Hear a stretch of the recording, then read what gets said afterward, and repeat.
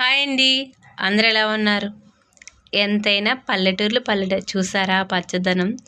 ఇక్కడ ఎక్కువ సర్వీ తోటలు ఎక్కువ వేస్తుంటారండి. ఇగో అవే ఆ తోటలు.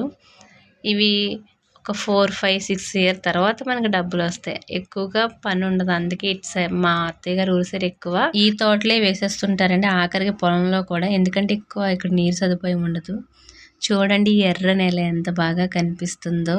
ఇదేనా పల్లెటూరు, ఇదేనా తల్లి గారు, మా ఊరి పాడి పంట రాములోరి దీవెనంట, మనసంతా హాయ్ హాయ్ హాయ్.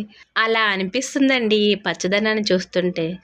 ఎంతైనా పల్లెటూర్లు మన దేశానికి పట్టుకొమ్మలని ఊరికనే అన్నారా? ఎంతైనా పల్లెటూర్లు గ్రేట్ అండి. రైతు ఇంకా ఆయనకి శతకోటి వందనాలు. నా వీడియో మీకు నచ్చినట్టయితే లైక్ చేయండి, షేర్ చేయండి, సబ్స్క్రైబ్ చేసుకోండి. Thank you.